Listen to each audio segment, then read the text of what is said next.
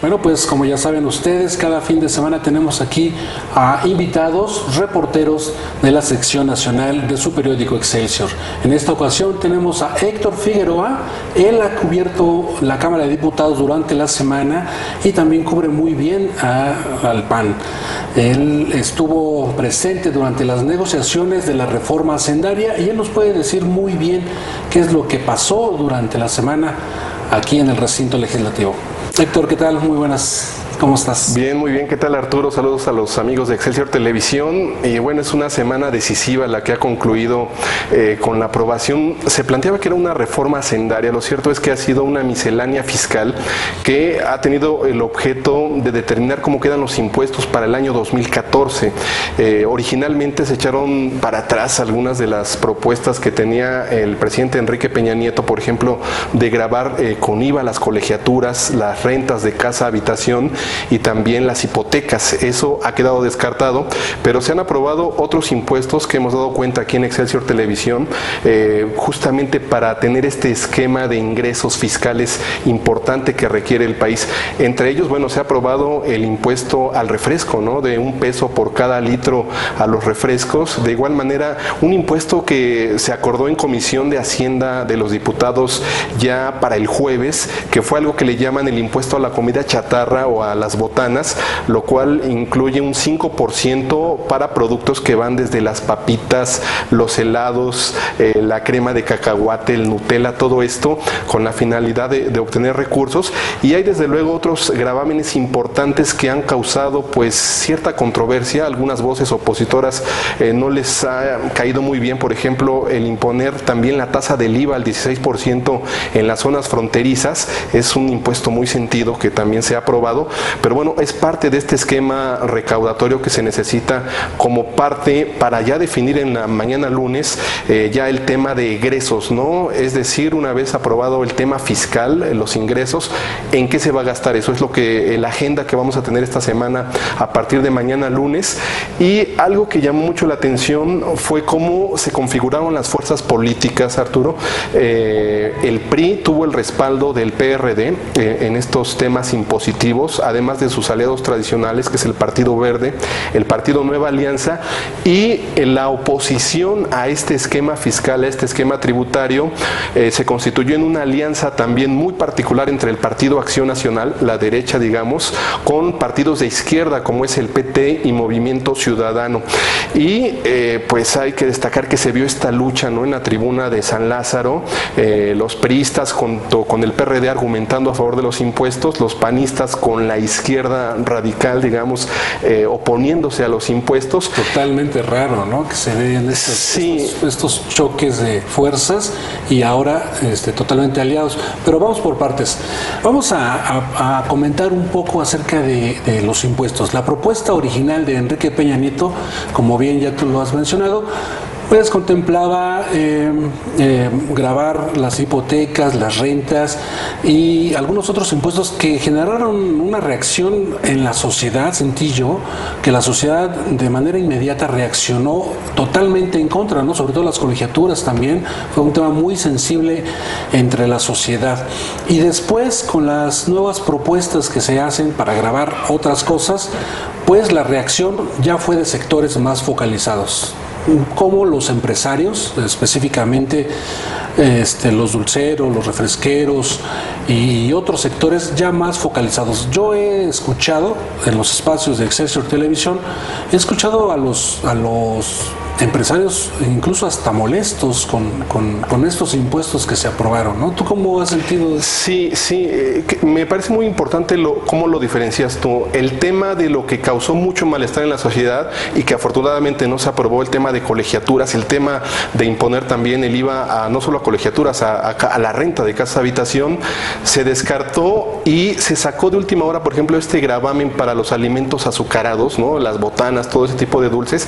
Eso causa malestar malestar en los empresarios porque afecta también a la micro y pequeña industria, al comercio. Estamos hablando de productores, por ejemplo, por ponerte algún ejemplo, los productores de trigo, ¿no? Porque se van a gravar los dulces que tengan como origen, por ejemplo, los cereales, ¿no? Se van a gravar los dulces que tengan también con tasa de 5% de origen los dulces de leche, por ejemplo. Esto afecta al sector agropecuario, pero también se afecta a los pequeños negocios. Estamos hablando de las tienditas, ¿no? Que venden, si todos lo sabemos, ¿no? Los televidentes también, pues buena parte de botanas, de refrescos. Entonces, al gravar estos impuestos, al grabar estos productos, pues se prevé una caída, podría haber una caída ahí de ingresos, y es un tema sensible también, muy focalizado al pequeño comercio, a los empresarios que dijeron estos impuestos, el impuesto al refresco fundamentalmente, nos los están cargando de última hora. Por ahí ese malestar justamente de este sector, pero se ha logrado también subsanar ese déficit que pudiera haber en ingresos al establecerse, por ejemplo, el tema del petróleo, ¿no? El barril del petróleo mexicano de exportación pasa de estar propuesto de $81 por barril a $85 por barril, con el objeto de... ¿Es alto la estimación que se está previendo o está en términos reales, digamos? Es alta la estimación, sobre todo que el mercado del petróleo internacional puede fluctuar, ¿no? El próximo año, y está muy elevado hacia los $85 como ha quedado ya en la iniciativa de ley fiscal, y ese también es un punto donde los empresarios dicen cuidado, ¿no? Porque quizá los parámetros económicos que se están fijando para el próximo año no podamos llegar a eso, como por ejemplo se plantea en la ley de ingresos un crecimiento económico del 3.9% más o menos, ese es el estimado, y pudiera no ser también justamente ese crecimiento económico, por lo cual el sector empresarial pues sí tiene sus dudas, tiene también su malestar, y en esta batalla por el presupuesto, por el tema fiscal, contaron con el apoyo decidido del Partido Acción Nacional, un partido que pues ubicado digamos en el centro derecha del espectro político, que abanderó aquí sí totalmente a las clases medias, no al impuesto a colegiaturas o rentas, pero también a la clase empresarial. Ahí hay otro impuesto. Fiel a una tradición panista, ¿no? Sí, fiel a la empatía que siempre ha tenido el PAN con el sector productivo, con el sector empresarial, y también un punto que el PAN mostró su rechazo y también hay que destacarlo, es el tema de gravar con 10% las ganancias en la Bolsa Mexicana de Valores, algo que también en este caso más a los inversionistas extranjeros como que no les agrada mucho. El capital, sabemos, no tiene patria, entonces podría ahí decidir irse a otros mercados emergentes ante este gravamen que se impone ahí justamente en la Bolsa de Valores, ¿no? Claro. Hay un argumento también de los empresarios en cuanto a gravar la comida llamada chatarra, que es, bueno, o mejor dicho, un sector de la sociedad afirma que este impuesto podría contribuir a aminorar un poco el problema de obesidad y sobrepeso que hay en México. ¿Tú piensas que estos recursos se van a utilizar verdaderamente para instalar bebederos de agua potable en las escuelas? Porque era una de las propuestas de algunas organizaciones, ¿no? Sí, alguna de las agrupaciones era Poder del Consumidor o Poder al Consumidor, que preside Alejandro Calvillo. Ellos decían que con lo que se recaude a través de este impuesto al refresco, por ejemplo, que se coloquen bebederos de agua natural y de agua realmente potable, sanitizada, agua que se pueda beber en las escuelas, ¿no? Que estamos de acuerdo en la idea, como totalmente. Idea es magnífica, pero ¿de veras crees que se vaya a implementar? Es lo complicado, porque mira, en algún momento de nuestra trayectoria en el periodismo hemos cubierto la información del sector educativo y las carencias de infraestructura que tienen las escuelas en provincia, en el interior de la República, son tremendas, ¿no? Hay escuelas que no tienen baños o no tienen ni siquiera el agua para los baños. Estamos hablando de pueblitos, de escuelas en zonas rurales, no tienen escuelas a veces techo en algunos de los salones, los bancos son muy anticuados. Esperar que este impuesto al refresco sirva para dotar de bebederos de agua realmente potable en las escuelas para que no se consuma el refresco es una buena propuesta, ojalá que así ocurra, pero pues ya veremos, ¿no? Claro. Se tiene que fiscalizar también. El viernes publicó una nota nuestra compañera Ivonne Melgar, donde hablaba que se va a fiscalizar, precisamente la publicó Excelsior, este tema de cómo se va a ejercer el presupuesto, porque hay una ley de responsabilidad fiscal también, y esperemos que pues se destinen los recursos para lo que se dice que se tienen programados, ¿no? Ok, Héctor, pues vamos a dejarlo ahorita así, vamos a una pausa y regresamos con más noticias que dicen más. Muchas gracias por continuar con nosotros. Seguimos aquí con nuestro compañero Héctor Figueroa. Héctor, nos quedamos en que las autoridades, o estamos dudando un poco de que las autoridades utilicen los recursos que van a recaudar por medio de impuestos a bebederos, por ejemplo, de agua, ¿no?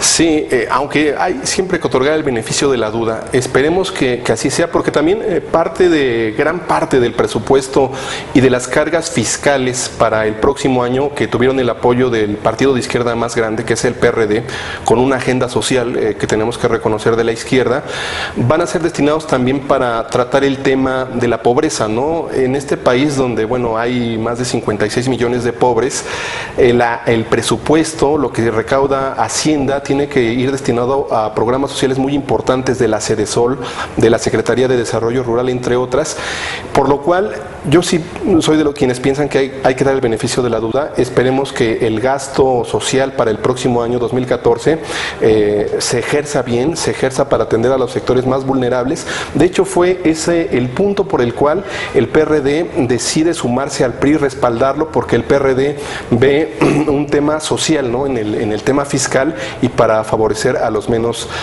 favorecidos, a diferencia de lo que platicábamos, Arturo, con el tema del PAN, que el PAN agarró o tomó la bandera de la clase media, de la clase empresarial. El PRD justifica su apoyo en los votos en la Cámara de Diputados a favor del PRI en el tema de que se beneficiaría a sectores desprotegidos con estos impuestos, ¿no? Claro, y eso es el argumento más sólido que usa el PRD, diciendo que es una reforma verdaderamente social, ¿no? Que tiene muchos tintes sociales. Y como bien dices tú, pues el PAN abanderando a otros sectores de la población. Y también argumentando que si hubiera sido social, según el presidente nacional del PAN, Gustavo Madero, diciendo que si hubiera sido social y si le quieren quitar a los que más tienen, pues hubieran grabado pues las joyas, el oro y otras cosas, cosa que no se realizó. Sí, el PRD tiene la justificación, por ejemplo, en el sentido de que el ISR, que va a subir de 31 a 35% para quienes ganen más de 500,000 pesos al año, dependiendo del rango, ¿no? Entre más ganen, más van a pagar de ISR. El PRD aduce que, bueno, van a pagar más impuestos los que más tienen, los que más ganan, lo cual esta postura del PRD, pero en este debate vimos discursos muy vehementes. A mí me llamó, Arturo, algo muy particular en la aprobación de este tema fiscal, de ley de ingresos y de la cuestión de hacendaria, de que la iniciativa de origen priista, ¿no?, del gobierno de la República actual del presidente Peña Nieto fue muy defendida por el PRD en tribuna, más que por el PRI, como también fue muy defendida por el Partido Verde. Por ejemplo, el diputado Fernando Belaunzarán del PRD subía a la tribuna para defender de una manera muy sustantiva, muy fuerte, muy enérgica estos planteamientos, ¿no? Entonces se ha dado una correlación de fuerzas muy particular en esta semana, donde el PRD está unido en estos temas al PRI, y el Partido Acción Nacional, como decíamos, abandera causas de la clase media, pero también el PAN trae una bandera propia. El PAN está a punto de llegar a la sucesión de la dirigencia a finales de año, principios de 2014, por lo cual los distintos grupos al interior del PAN se tienen que radicalizar, es decir, verse como muy opositores al gobierno de Peña Nieto para responder al target del PAN, porque habrá elecciones internas en el PAN. Entonces, pues todos los grupos... Recuérdame, ¿cuándo son las elecciones? Sí, hay un tema pendiente ahí para las elecciones. En esta semana, probablemente, que inicia mañana lunes, el Tribunal Electoral, el Instituto Federal Electoral concretamente, tiene que validar los nuevos estatutos del PAN, es decir si son válidos los estatutos que el PAN aprobó en agosto o los anteriores estatutos. Una vez que haga eso la autoridad electoral, el PAN tendrá que estará facultado para emitir la convocatoria y renovar la dirigencia del Partido Acción Nacional. Habrá un periodo de campañas y todo este tema. Entonces, según cálculos de los propios panistas, entre febrero y marzo tal vez se podría ya renovar la dirigencia dirigencia, y como sabemos hay al menos 3 destacados panistas muy apuntados para la dirigencia, ¿no? El propio Gustavo Madero, que quiere la reelección, Josefina Vázquez Mota, que en esta semana que ha concluido dijo voy a analizar contender por la dirigencia, y desde luego Ernesto Cordero, representando al sector del calderonismo del expresidente Felipe Calderón, ¿no? Platícame, ¿cómo se está dando esta lucha de fuerzas en el interior? Pues se están dando con todo. Hay algo, Arturo, muy importante. Una vez que el PAN ya hace casi un año que deja la presidencia de la República, lo vamos a cumplir en diciembre, pierde esa centralidad del poder que ejercía, porque es una realidad, como ocurre en el PRIsmo, así ocurrió en el PAN, la centralidad que estaba a cargo del presidente Felipe Calderón. Salió ya no estar esa figura, ¿no?, máxima de poder de los panistas. Entró en una especie como de conflicto interno, ¿no?, donde Gustavo Madero, el actual dirigente, no tiene todo el respaldo de los panistas. Ernesto Cordero asumió un liderazgo en cierta medida radical, denostando a la dirigencia de Gustavo Madero, pero hay otros grupos también que no se pueden dejar de lado, la propia Josefina Vázquez Mota y el grupo doctrinario, que algunos lo denominan como el Yunque. Entonces esta situación de sucesión en el PAN le hace tener por ahorita un frente unificado respecto al PRI en el tema de los impuestos, de decir el PAN, yo abandero las causas de la sociedad, pero por supuesto que está detrás de ello el tema de la lucha de poder interno en el propio partido, es decir, ¿no? Me hago parecer como una oposición totalmente, incluso hasta en ciertos momentos radical, contra el gobierno o sus propuestas, para ganar votos en el interior del mismo partido. Exactamente, porque imagínate tú que los diputados seguidores o del grupo de Gustavo Madero, los senadores que siguen a Gustavo Madero, hubieran aceptado la propuesta fiscal del PRI. Bueno, el PAN se hubiera más que fracturado, porque el grupo denominado calderonista que comanda el senador Ernesto Cordero desde antes había dicho que no iban a aprobar más impuestos, sobre todo impuestos que dañaran a la clase media. Entonces, por eso ahorita todos los grupos panistas traen la misma bandera, digamos, de decir no al PRI, no al presidente Peña Nieto. Y Gustavo Madero apuntó algo muy importante: esta iniciativa fiscal, la reforma hacendaria del presidente Peña Nieto, no es producto del Pacto por México, fue una iniciativa que presentó el presidente, por lo cual, decía Gustavo Madero, el PAN no estaba obligado a aprobarla tal cual, porque no fue del consenso de este instrumento de concertación que es el Pacto por México. Ok, entonces en este sentido, ¿no quedarían fuera de este mecanismo de negociación? En cuanto a este tema fiscal y hacendario, sí, está al margen del Pacto por México. Está tocando también ahí un punto que a mí me parece interesante, porque después de este tema que ha sido durante la semana que ha concluido el tema hacendario y fiscal, viene el tema de la reforma energética. Es un gran pendiente, y el PAN también ya ha dicho, y la reforma energética, bueno, es producto del Pacto por México, al menos en líneas generales. Y el PAN ha dicho, si no se aprueba una reforma político-electoral, no vamos a aprobar ninguna reforma energética. Y el PRD, en su propia bandera de izquierda, no está de acuerdo, como sabemos, Arturo, con la reforma energética para Pemex que plantea el gobierno de la República, por lo cual, una vez tratado este tema de impuestos, de presupuesto, sigue otro gran tema, que es el tema energético. Antes el de político, ¿ah? Antes el político, esa es la condición del PAN. Habrá que ver qué ocurre. El PAN quiere una reforma radical en el tema político electoral. ¿Qué propone el PAN? ¿Qué está proponiendo? El PAN propone en su iniciativa que envió que sea un solo Instituto Nacional de Elecciones que sustituya al Instituto Federal Electoral, pero este Instituto Nacional de Elecciones sustituiría a todos los institutos estatales electorales, porque a decir del PAN, estos institutos electorales de los estados están cooptados por los gobernadores, en su mayoría priistas. Habrá que ver si surte efecto esa reforma, pero como tú lo comentábamos detrás de cámaras hace un instante, son muchas las reformas planteadas por el presidente Peña Nieto, planteadas por el PAN y por el PRD. Reformas denominadas ellos como estructurales, que a mi parecer esta reforma hacendaria pues no fue estructural. No, no lo fue. Eso es importante. Fue una miscelánea fiscal, ¿no?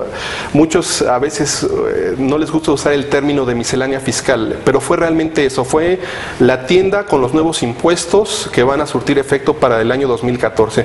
Una reforma hacendaria, como podríamos pensarla de fondo, tendría que incluir justamente que quienes no pagan impuestos, toda esa cuestión de evasión fiscal que existe, pues pudiera incorporarse a la formalidad y pagar impuestos. impuestos. No lo incluye esta reforma o esta miscelánea fiscal que se aprobó. Y bueno, algunos... Y ya son varios gobiernos que ni siquiera tocan ese tema, es decir, ni siquiera lo intentan. ¿Habrá mecanismos para poder lograr que toda la informalidad pueda pagar impuestos? Es muy complicado, yo creo. En primer lugar, yo creo que hay un problema con el padrón de quienes tendrían que aportar los impuestos a Hacienda, porque si tú ves, el comercio informal ha crecido en los últimos años. Los tianguis, todos los establecimientos en vía pública, cada vez vemos más y por lo general no pagan impuestos, no están tasados en este esquema, pero también hay evasión fiscal no solo de este sector de la población, de grandes empresas, de grandes negocios, corporaciones internacionales. Es un tema complejo, pero sí, efectivamente, como tú dices, yo no creo que lo que se aprobó en esta semana que concluyó haya sido una reforma hacendaria de fondo, ¿no? El presidente Peña Nieto dijo que antes de este año, en este año, tendrían que estar las reformas estructurales. ¿Tú crees que se puedan llegar a dar? Se ve complicado considerando que el periodo actualmente en el Congreso terminaría en el mes de noviembre, como está establecido. Se ve complicado que puedan sacarse rápidamente la reforma político-electoral, la reforma energética. El Pacto por México establece también otro tipo de reformas, por ejemplo, las de Procuración de Justicia, que tú lo sabes como editor de ese tema mejor que yo. También hay un tema de Procuración de Justicia muy importante en estas reformas. Yo lo veo muy difícil. Pero lo cierto es que el tiempo no perdona. Ya en unas semanas más cumpliremos un año de gobierno del presidente Peña Nieto. No se han aprobado todas las reformas ni las leyes secundarias que deberían, y el tiempo avanza y habrá que ver qué se puede lograr, porque no solo es cuestión de aprobar las reformas, sino de instrumentarlas y que éstas surtan efecto para lo que son creadas, para mejorar la economía, para mejorar la educación o para tener también certeza en el tema de la equidad política, ¿no? Volviendo al tema del PAN, ¿tú crees que tenga que ver o influya esta lucha interna dentro del PAN para el apoyo a la reforma energética que se va a venir próximamente? Es probable que así sea, aunque el PAN, curiosamente, vimos una alianza ahorita PRI-PRD para el tema fiscal. En el tema de reforma energética sí hay más coincidencias en el PAN, de los postulados tradicionales del PAN, con lo que postula el PRI. Quiere decir que ahora vamos a ver una traslación, por decirlo de alguna manera, ahora el PAN con el PRI. Es lo más probable en el tema, sobre todo, de que entre capital privado para fortalecer a Petróleos Mexicanos. Esa es una bandera antigua del PAN más que del propio PRI, y es probable sí ver ahí una alianza PAN-PRI para el tema energético, y desde luego ahí sí toda la izquierda unificada en este tema para manifestarse en contra de que el capital privado entre a Petróleos Mexicanos, Arturo. Sí, pues entonces se viene pues en este tablero, ¿verdad? Cómo se están ya moviendo para un lado o para el otro. ¿Qué quiere decir? Que nuestros políticos están dejando de lado sus ideologías o es más importante salir al paso? Yo creo que están tratando de responder a su bandera ideológica, ¿no? Considerando, bueno, que el PRD es un partido de origen de izquierda, el PAN es un partido de doctrina demócrata cristiana de centro-derecha, ¿no? Entonces, pues cada quien con sus propias banderas. Y el PRI y el gobierno del presidente Peña Nieto lo que quiere sobre todo es fortalecer este tema de gobernabilidad, el tema económico, y por supuesto que el gobierno y el PRI, si tienen que recurrir en un momento a una alianza con el PRD, lo van a hacer, como lo vimos esta semana con el tema fiscal, y si tienen que recurrir a una alianza con el PAN para el tema de la reforma Pemex, lo van a hacer con el Partido Acción Nacional, y pues de ello estaremos viendo si es así o no en los próximos días, ¿no? Ok, y en el tema político electoral, ¿dónde ubicas tú al PAN? ¿De qué lado crees tú que esté jugando? Hay algo muy curioso. Ahí hay unidad entre el PAN y el PRD en la reforma político-electoral. Tanto el PRD como el PAN quieren que los gobernadores, en su mayoría priistas, no estén tan inmiscuidos en los temas electorales de sus estados, porque curiosamente las propuestas de reforma político-electoral son muy similares, las del PAN y la del PRD, y en este caso, digamos, el PRI está observando, ¿no? Pero si el PRI, a cambio de respaldo para otras iniciativas, tiene tiene que ceder en la reforma político-electoral y dejar conforme al PAN y al PRD, posiblemente lo haga en algunos puntos fundamentales, en algo que también es muy importante para este país, ¿no? La incipiente democracia que se ha vivido en los últimos años tiene que ser reforzada justamente con leyes que respondan a mayor equidad, ¿no? Y a mayor certidumbre en la legalidad de los comicios, ¿no? Claro. En esta semana vimos algunos señalamientos en tribuna de un partido hacia el otro y vemos que en un futuro muy próximo, en una semana, 2 semanas, 3 semanas, van a tener que esos partidos que denostaban al otro en tribuna, en el tema hacendario, pues van a tener que hacer algunos convenios con ellos mismos. De ¿no? tripas corazón. No tienen alguna, no sé cómo llamarlo, no tienen alguna precaución cuando salen a la tribuna para denostar a medio mundo. Yo a veces, y quizá algunos crean que lo que voy a decir es un poco grave, a veces creo que es una especie de pantomima lo que se ve en el Congreso. O sea, los partidos sí abanderan una ideología, una postura muy definida. Tú los ves en tribuna que, bueno, se dicen hasta de qué se van a morir. Veíamos, por ejemplo, a Arturo Escobar del Partido Verde con el diputado Rubén Camarillo del PAN, pero diciéndose, bueno, no lo vamos a decir aquí las palabras que utilizaban en tribuna, en este tema fiscal, ¿no? Con posturas encontradas, pero los vemos una vez ya terminada la sesión, pues saludándose de mano y nada ha pasado. Entonces, o sea que como que es para las cámaras. Es para las cámaras y es una representación, pero finalmente yo creo que hay amistad entre políticos de partidos distintos y intereses comunes también, ¿no? Pues vamos a dejar aquí el tema. Te agradezco mucho tu participación, estar aquí, Héctor, y nosotros nos vemos la próxima semana aquí en Nacional. Yo soy Arturo López. La próxima semana nos vemos en Nacional Fin de Semana.